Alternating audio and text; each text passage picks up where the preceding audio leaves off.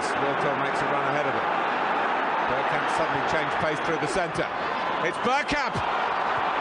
That's magnificent!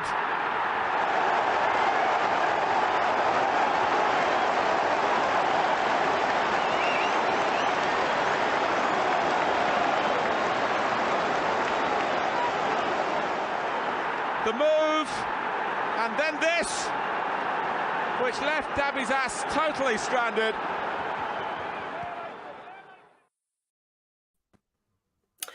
Hello and welcome to Bergkamp Wonderland. We are an Arsenal podcast, and today we're an interview podcast. It's a special. You would have seen, I'm sure, on our socials, but delighted to welcome back to the show, because if you haven't watched the first interview, what you do in your life, go and get it done. Mr. Charles Watts. Charles, welcome back. How are you, sir? I am very good. Kris, how are you getting on, mate? All good? All good, my friend. All good. It looks like we both had a bit of a haircut since we last spoke, so that's always good. You've very warm. Slightly more than me. I'm hanging on to it as long as I can. I'm not. Thanks for coming back on. We are here today. Slightly shorter show, just really to talk about your book. I'm sure regular viewers of your channel will know that you have a book, and if they watch the first interview with ourselves, they will also know. But there's always new people out there, and we like to just bring it back into focus, because I'm excited. I have pre-downloaded my copy on Audible, so I'm ready to go on the 31st of August. You'll be accompanying me on the long runs, so no pressure, but I'm expecting good things. Let's talk about it. So, we all know the title by now, but let's repeat it. So, Revolution, the rise of Arteta's Arsenal. I'm sure most people tuning into this will have a vague idea of what the book is about, but we want to delve a little bit deeper than that. Mm-hmm. What gave you the inspiration to write this book? What was the key thing that got you really excited to go for this? Well, I mean, the inspiration was, it's just been an ambition of mine to do something like this since, I first got into the business. And I was approached in around, I think it was February, March time, by the publishers, HarperCollins, asking if I'd be interested in doing it. And, I thought about it for a while, and I thought, this is a perfect time to do it. Obviously, at that stage, the hope was Arsenal would go on and win the title, but that was never what the book was about. It was, that would have been nice to be able to finish it with the sort of grand finish and the title win, but it was all about the story of what's happened in such a short space of time at Arsenal, the backstory behind it, how we've got to this stage of basically, a man coming in and picking the club up basically off its knees, which is where Arsenal were. And in a pretty short space of time, turning it around to being this young, vibrant side who push Man City all the way, who are on the up, and more than that, has built this atmosphere and environment around the club, from the youth teams to the fans, and it's just basically made Arsenal a completely different proposition to what they were a few years ago. And I've been really intrigued by Mikel Arteta since he's arrived. He's a really interesting character, and having spoken to the publishers, I just thought this is a really exciting opportunity to do something I've always wanted to do, and to do it about a man who is really, really intriguing, and about a club that I absolutely love. And I just thought, I can't say no to this. I've just got to do it. Absolutely. We're famous or infamous on this podcast for asking some very random questions. So this interview might be a bit sort of off the cuff a bit in terms of the questions, because I'm intrigued by what gets you into these sort of areas and the process of it coming together. Tell me about the process of actually putting the book together, because if you said to me, write a book about the thing you love the most, like I love French football, for example, there's 1,000 thoughts that would run through my head, 1,000 clubs, players, kits, histories. There's so much. And although you had the focal point of Mikel, how many late nights were you sat there, maybe with a glass or two of something, just scratching your head going, how do I start? Where does the middle go? Where does the end come in? How do I focus? Was there a structure in the timeline of how you put the book together? There was, yeah. I mean, look, this was the first book I've ever written. So I was, staring at this blank page thinking, oh my God, what have I got myself into here? And I didn't have much time to do it. And I was doing it on top of, my regular work, and Arsenal were in the middle of a title charge at that point. So it was really difficult. But, the structure was when I sat down, and I had lots of help from my editor at HarperCollins, Joel, who has just been fantastic the whole way through this. He was obviously far more experienced in the art of building a book than I was, and we sort of sat down and thought, right, and he was an Arsenal fan as well, which helped. And I was like, okay, how are we going to do this? Like you said, the focal point was Mikel. Let's start by sort of focusing a little bit on his time as a player. Don't go straight into just starting off as him basically managing Arsenal. Let's talk about him, the backstory. So start as a player, talk about his time at Arsenal, what he was like, speak to people who were involved at that time as teammates, that sort of thing, and sort of build the story of what he was like and how he managed to make this step into management. So we sort of started that off, and then thought, let's take him off, do a bit about Man City, do a bit about his, the people who have played such a huge role in his career, and and go back to Johan Cruyff and everything like that, his time at Barcelona, and who Mikel is just obsessed by, and has spoken before about when he's asked what player got you into football or what player inspired you, and he said it wasn't a player, it was a manager, it was Johan Cruyff. And so we talk a bit about that and his time at Manchester City. I spoke to Bakary Sagna, for example, who obviously was a teammate of Arsenal's with Mikel, but then he was at Manchester City when Mikel went as a coach. And so I had really interesting insight, I thought, from Bakary and what that was like and what that dynamic was like of basically having your mate suddenly become your boss. And then you can kind of work that into what happened with him at Arsenal when he came back, and suddenly a fair few players who used to be his mate suddenly is his boss. And I got some really interesting insight from Bakary in that. So we sort of laid down the structure of, okay, let's start off with him as a player, then let's do the backstory of Manchester City, the inspiration to become a coach, Pep Guardiola and all that. And then, that was the sort of first chapter. And it ended basically with him. The first section ended with him being appointed as Arsenal boss. And then from then on, it was relatively simple. I just sort of tracked it season by season to where we are now. But I really thought it was important to include a lot of stuff early on about his time as a player and, how that kind of inspired him into his route into management, because I thought that was a really interesting period. He was such a, the key player for Arsenal. Yes, he didn't win everything that I think we all wanted the team to win during those times, but he was a really key player and a really interesting captain. And I thought that was a really important story to tell. Yeah, agreed. Like you said, once you get the flow, it tends to one thing leads to another. Is it? It's just getting that start process. Yeah, I tell you what, the hardest bit in the whole thing was the ending, which is weird because that was the freshest thing in my memory was the season. I basically finished it a week after the season finished, and I'd got everything done up to that point. I thought, I'm in a pretty good position here. I'm on top of it. The final part about the season, the final season, I thought that's going to be pretty much a breeze because it's just all up there. I remember I really struggled in that point, and the last few days I really hit a wall, and it was the first time in the whole process over about 3 or 4 months that I had that sort of writer's block that people talk about, and I tried to get myself out. I went down to camp myself at the local library to try and just change the setting and try and inspire myself. And it was a real struggle. It was the only time in the process it happened. And it was a bit scary because deadline was approaching. I was like, I've got to finish this book. And that was the only time that I really thought, oh my God, this was difficult. Fitting everything in, finding the time to do it, that was difficult. But the actual art of writing it was, I was quite happy with how it was going until that final point. But I managed to get through that barrier, thankfully. For sure, yeah.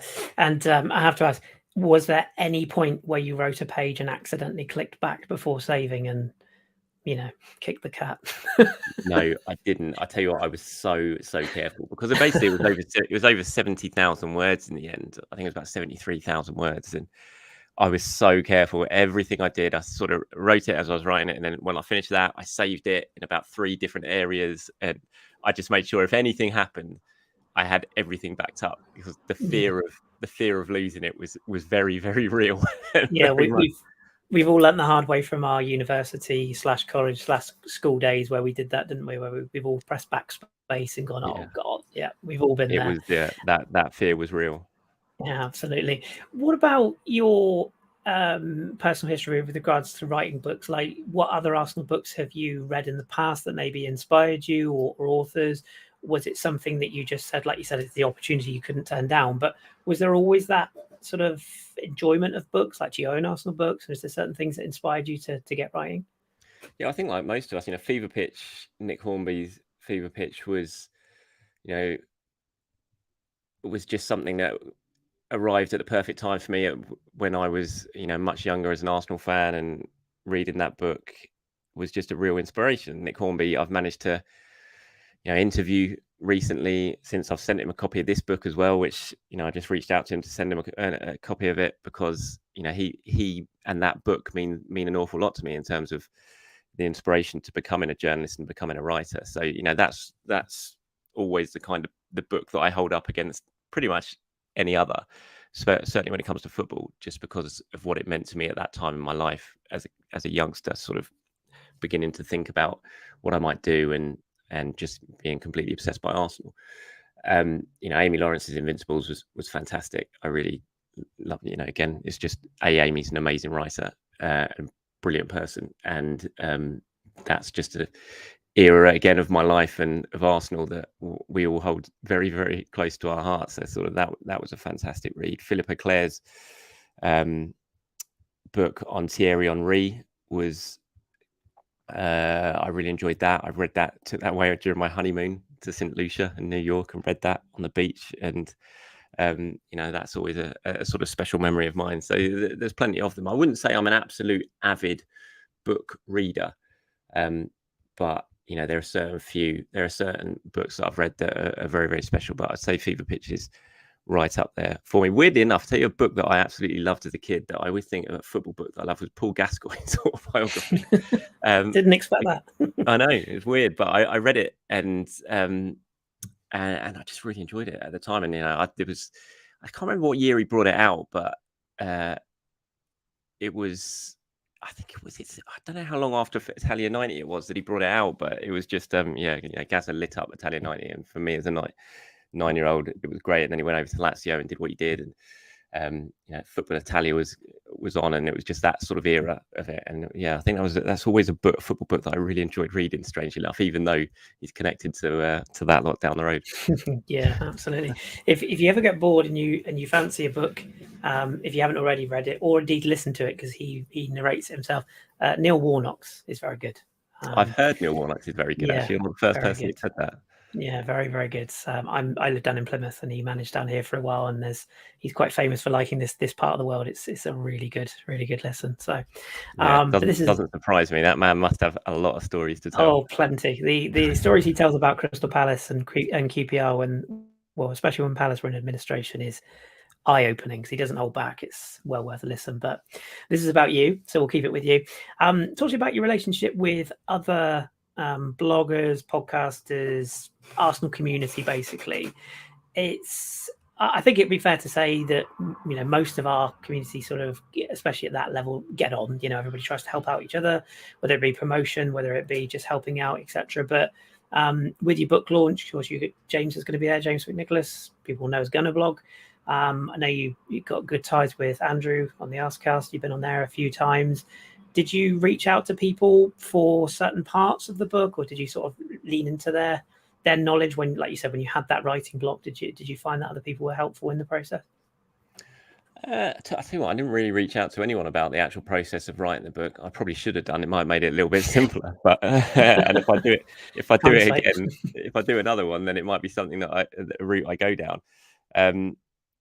So no, I wouldn't say I reached out to any of the sort of podcasting community over it. I spoke to Raymond at Red Action, and he he's included in the book. Quotes from him are included in the book quite a lot, the whole way through, really, from the introduction to certainly the ending, to get that sort of flavor from the sort of fan side of things about how it's changed, how the atmosphere has changed at the club and that side of things. So I certainly spoke to Raymond about it, but in terms of sort of podcasters and bloggers, I didn't really reach out to any of the usual crew, but they have been very helpful. And I'm like yourselves, appearing on this, I'm speaking with Andrew on Thursday for his. So everyone's been very, very helpful. Yeah, makes it. Sure. Sorry, I didn't mean to cut you off there. My internet skipped for a second there. In terms of the access for the book, did you get the opportunity to visit the training ground, or like you mentioned, speaking to Baksanya, did you have a few links to people that were able to give you a little almost peek behind the curtain at what was going on at the time you were writing it, or was it all completely from the outside in as a fan's perspective? Well, no, I mean, obviously I was there. I've been there kind of the whole journey, really, from when Mikel was arrived. I've been at the training ground most weeks and have, spoken to players the whole way along the way. So, from that point of view, I was kind of, I had that all in my mind anyway.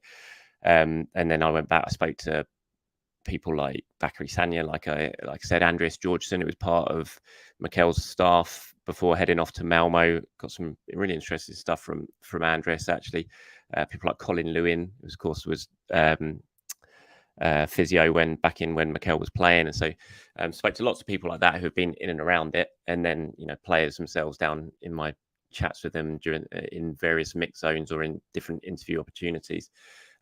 So yeah, it's not as a fan, a sort of fan's point of view of the journey. It was certainly more of a journalist point of view of the journey, and being there, pretty much every step of the way, and sort of leaning on that insight and the sort of background knowledge that I had about the whole thing.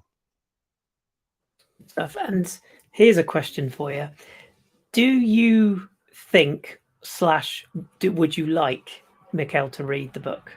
Did that thought even enter your head where you're sort of thinking, or should I go here? I mean, I know there's nothing particularly controversial, but there must have been something in the book that you thought, oh, do I go down this route just in case? No, I never thought that, to be honest. He's I'm sure he probably will read it, or he'll certainly glance at it, just because of the type of guy he is, and he'll know he does know it's coming, and he's played no part in it. It's not an official Arsenal licensed product, so from Arsenal's point of view, they were like, they know it's coming and they're aware of it all, but it wasn't. I didn't, because it wasn't a licensed thing, because it wasn't commissioned by Mikel. We couldn't kind of have that kind of access it would have been if it was an official thing. So bad. I'm not bothered. No, I'm certainly not bothered about what he kind of what I've wrote or what he thinks about it. It's on the whole, it's a really positive 300 pages about the work he's done. There's bits in it that I'm sure he'll probably look at, from insight from speaking to players and agents of players about, where he may need to improve in terms of his coaching style and his coaching techniques and man management. There's little bits in that maybe he won't particularly agree with, but I wasn't worried about what I was writing in it and whether it would come back to sort of bite me or anything like that. I don't think you can. You've got to take yourself away from that and try and paint as true a picture as from the information that you get speaking to all the people who've been there along the way.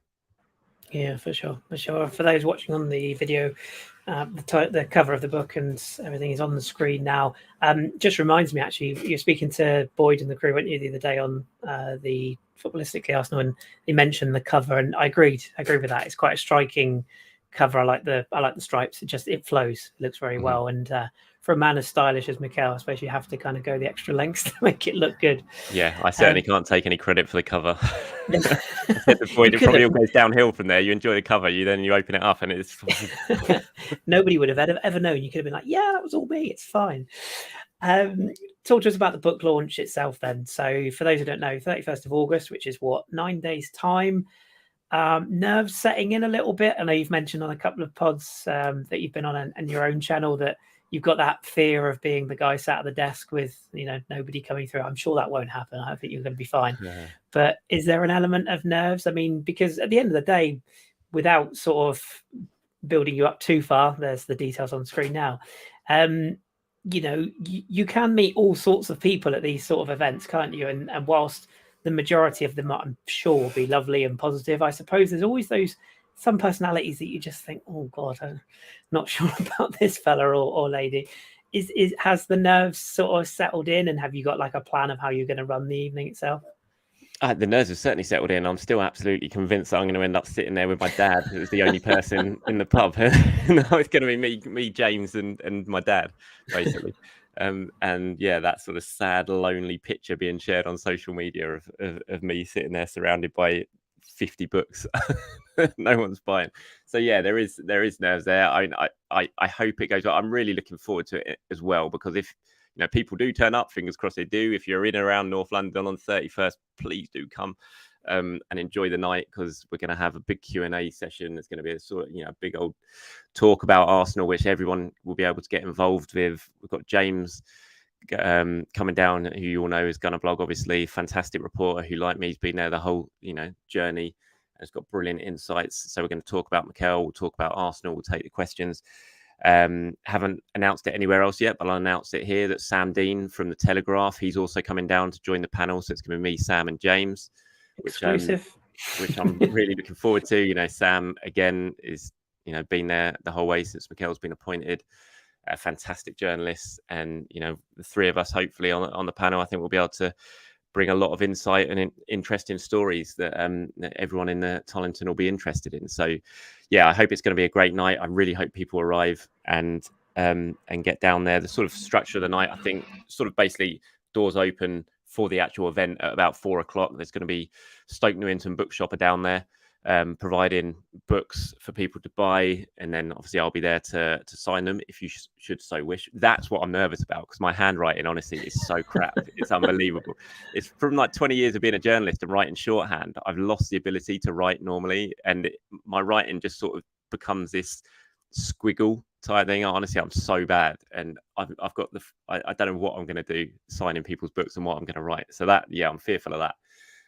So that's going to happen from about sort of 5:00 onwards, and then around sort of 7:15, I think we're going to start the sort of conversation type part of the night, and we'll have a chat. I'll do a bit of a sort of speech about the book, I imagine. Then we'll talk about Arsenal between us, then open it up to the floor and get everyone involved for as long as it continues, as long as it goes on for. And so yeah, really looking forward to that. And hopefully, I think it should be a really good night. And I think the two guests that I've got are going to really add to the evening and make it a really interesting one. Yeah, for sure. It's times like this when I really do wish I didn't live at the arse end of the country, because it is such a pain to get to anything. So I'm sure it's going to be a fantastic event, and I'm quietly confident that people will be there. I wouldn't be surprised if a few faces that maybe you don't expect to be there might turn up. I have a feeling it will be a good event. So definitely wish you all the best for that. Thank you. I've got a couple of quick fire questions for you Okay. before we sort of round off, and we've got a competition as well, which we'll let our listeners know as well. So these are 10 quick fire questions. The idea behind these is don't think about them, just answer them. They're not dodgy, I promise. So first one is all-time favourite Arsenal memory. God, put you on the spot there, haven't I? Yeah, I'll tell you what it is, and it's going to be a long answer, I'm afraid.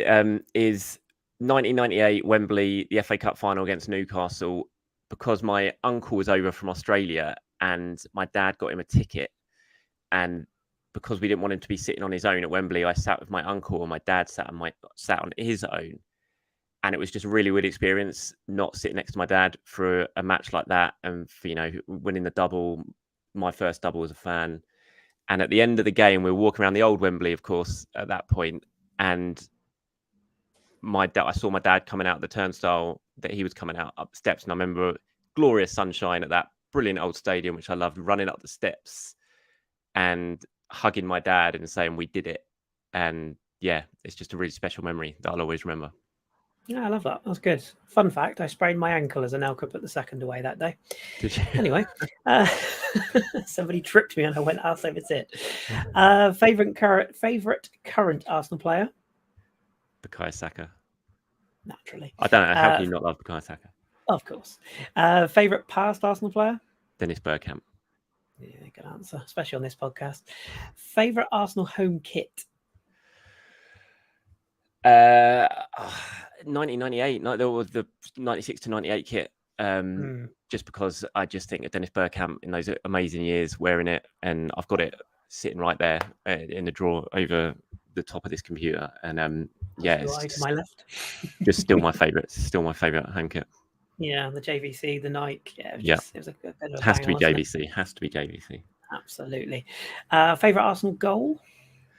I appreciate there's a wide choice. Tony Adams against Everton. Oh yeah, with the commentary as well, it's hard to be beaten, isn't it? Yeah, he celebrated right in front of where me and my dad sat at Highbury, and when he turned and the arms were outstretched, he was basically looking at us, and he's my dad's favourite all-time player, and yeah, it's just a brilliant goal, brilliant way, just a brilliant day, one of the best Highbury days you could possibly get. Absolutely. Would you believe it? Favorite Arsenal win in the modern era. So maybe this would be in the time that you were writing the book, perhaps. Favorite Arsenal win in the modern era. So what we say in modern era? What from Mikel? You mean Mikel onwards? Yeah, in the Mikel era. Let's go with that. Yeah.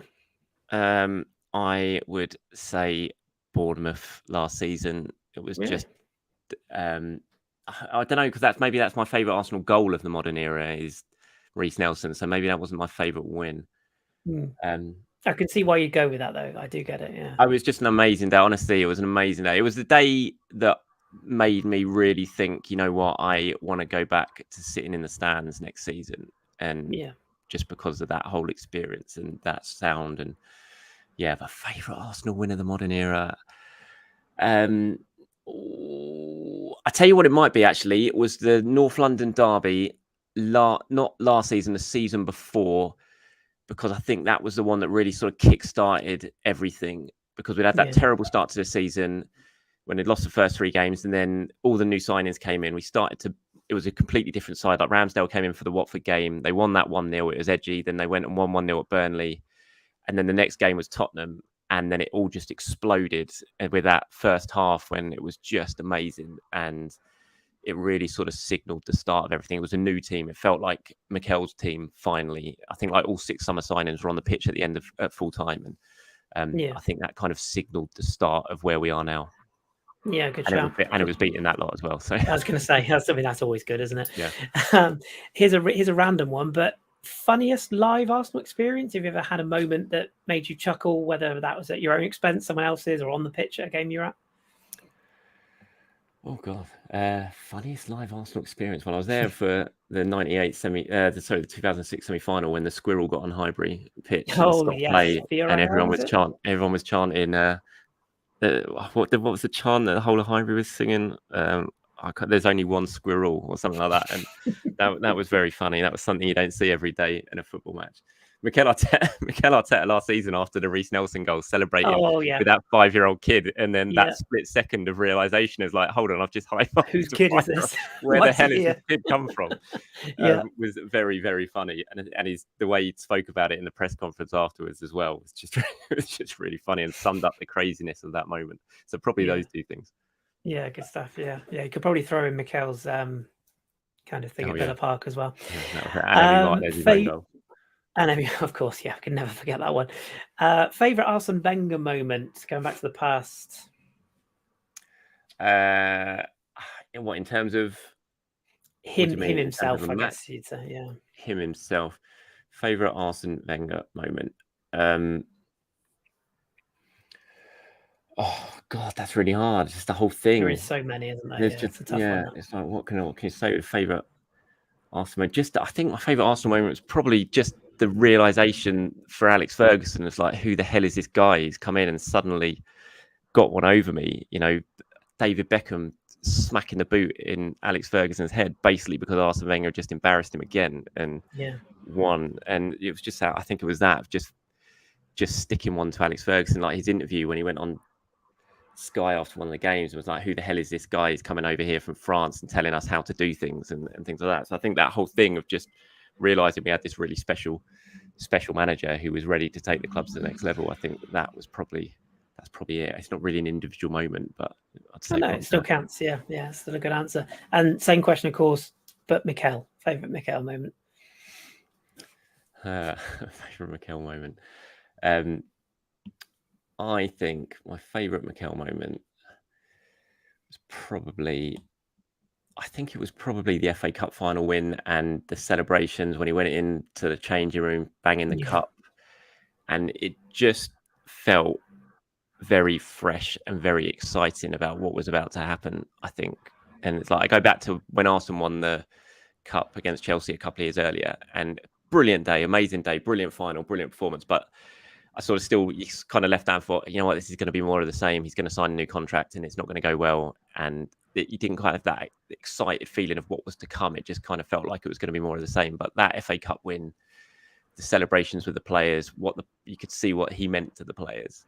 Yeah, it was just really exciting thinking, there's something, they've got something here with him. And he might well be the guy to to lift this club up and be the guy that the club needed. So probably that. Here's to many more. And final question, a little bit lighthearted, this one. This goes to show that I do my research on you. Favorite WWE wrestler, past or present? I know you're a fan. WWE. I'm at AEW this weekend at Wembley on Sunday. You? Yeah, I can't wait. Oh, yes, I did hear earlier on, actually. Yeah. Yeah, favorite WWE. I mean, look, so many. This is going to be the longest answer of the lot. Kris, you don't know what you just opened yourself up to here. I mean, look, Austin, I was obsessed with as a kid. I was obsessed with the British Bulldog, and Austin was amazing. The Attitude Era was unbelievable. Rock, Austin, Foley, Taker. I was at WrestleMania in Houston and saw Taker versus Shawn Michaels, which was just one of the greatest matches of all time. I was there in Orlando the year before when Shawn Michaels and Flair had the Flair retirement match. All of those people, I would include Chris Jericho, just absolute genius who's reinvented himself time and time again and still has and still doing it at AEW now. So take your pick out of all that lot. But I think for the era and what it meant and the influence he had on the whole wrestling scene, I think probably Steve Austin. Awesome. I was always a Bret man myself. Bret Hart. I didn't even include Bret. I didn't even mention Bret. Excellent. I had to mention him. I was like, I can't let you get away with that. Bret versus Davey Boy at SummerSlam, one of the greatest matches of all time at Wembley. I was there. Fun fact. SummerSlam 92. Yeah, I was a 9-year-old kid. I had no idea what a big foam hand was, but I was waving it for all I was worth. I tell you what, my mate called Kris, spelt with a K, just like you, with hair just like you, was also there that day. No way. Yeah, I can confirm it wasn't me. We've never met, I'm afraid. But yeah. And I think he also had a foam finger as well, which he's still got. Oh God, this is getting freaky now. Good stuff. Love that answer. Right, just before we wrap up, please feel free, plug away. I'm not going to touch any of my tabs because my internet's playing funny buggers today, but HarperCollins, the publisher, you can pre-order on their website. You can also pre-order on Amazon and all your other particular sites. There is the Audible version, of course, as well, if you want to listen to someone read it, as indeed I do, because I'm far too lazy. But yes, please promote the event. Let everybody know where they can be, what time they're going to be there, etc. And then we will lay a question for someone to win a signed copy. Excellent. Well, like you said, you can pre-order it right now. You can pre-order it on the HarperCollins website, which, as you can see there, you can order it direct from HarperCollins, or you can, the little tabs down the side there, Amazon, Blackwell's Bookshop, you can pre-order it from those stores as well if you so wish. If you don't want to pre-order it and you want to just come to the event on the 31st at the Tollington, then there's going to be plenty of books there on sale thanks to the good people at the Stoke Newington Bookshop, so you can buy the books there as well. And as I've said during this episode, come down, get involved in what should be a really good evening of Arsenal chat with myself, James aka Gunner Blog, Sam Dean, and come down and please do join in the events and have drinks and refreshments at the end, which I still don't quite understand what the difference is between the two, but apparently there are drinks and refreshments, so come and enjoy those and take advantage of that. The refreshments come first and then the drinks is what goes into the night. I would imagine that's how it works. I am going to have to pace myself, I think. Yes, you are. Before by the end of it. Before we let you go, you have been very generous in offering a signed copy of the book to ourselves to give away to our listeners. And I'm going to make them work for this because there's a stipulation to anyone who wins this prize. The question we are going to ask to our listeners, and you've got until the date of the release. So you've got from now until the 31st of August to get your answers in, and you need to, how are we going to do this? I think I'm going to ask Danny to open the email, because if we get people to tweet us, then everyone's going to copy the answers. So we will put this out as an email question. The question simply is this: what date did Charles first broadcast his new Inside Arsenal channel? So it shouldn't be hard, but you're going to have to do your research. And the stipulation, you'll like this one, Charles. The stipulation is, if you want to win this competition, you have to be subscribed to his YouTube channel, which is the part where I get you to plug your YouTube channel, Charles. That's very kind of you. Yeah, the YouTube channel is called Inside Arsenal. You can find it just by searching for me and that name on YouTube. Also goes out a podcast every day. And thank you very much. Appreciate the plug. Excellent. No problem at all. So that is the stipulation. Our email is on the screen as we speak. So abergkampwonderland, all one word, @gmail.com. Send one answer and one answer only, one email and one email only. We will be checking. But yes, and when the answers come through, we will be checking. If you are not subscribed to Charles' YouTube channel, you will not be getting the prize. So, Charles, I'm sure you'll be happy to, once we know who the winner is, we'll let you know the name and everything. And if they've got anything specific they want you to write in it, or maybe they want a drawing of some description, but we'll pass that on to you. They should definitely not ask for a drawing, believe me. If my handwriting's bad, trust me, my drawing is even worse. Could lead to all sorts, couldn't it? Yeah. And before anyone asks, no, Charles can't get Mikel to sign it. I'm sorry. Right. Fantastic. Charles, brilliant to have you. Fantastic. Thank you very much for coming on. I know you've got the rounds to do. I think you did our colleagues at Hybrid Squad last night. Yeah, I'm sure you've got hundreds of people that are going to be booking you in. So we really appreciate the time. And once the flurry of activity has gone down and the season is, a little bit further down the line, I'm sure it'd be lovely to have you back on a regular podcast, and we'll talk all Arsenal again. So best of luck with the book. Thank you very much for coming on once again, and pleasure to have you. And good luck on the 31st. Just pace yourself, all right? Thanks, Kris. Will do, mate. Thank you very much. You're welcome. And thanks again to Charles. Thank you to everyone who's been watching along and listening. And we will be doing a podcast later on this evening to look back on the Palace game at the time of recording. So if you want to tune in for that, we'll be back. But we are going to take a little bit of a break now. I'm going to go for a little run. But thanks again to Charles for coming on. Please do buy the book and get it pre-ordered. You won't regret it. And stay tuned for that competition. Get those answers in. Thank you very much for watching. We have been Bergkamp Wonderland. Once again, thank you to Charles, and we'll speak to you very soon. As soon as I scored that goal, I was fucking livid. Get down, dog. Splendid business. He nearly caught the bloody thing. What are you talking about? So I was just eating a full quiche. Well, you don't often see them at Iggs, so when you see them in the supermarket, they need to be swagged, microwaved immediately, and get the brown sauce on and bosh, Bob's your uncle. Never in doubt.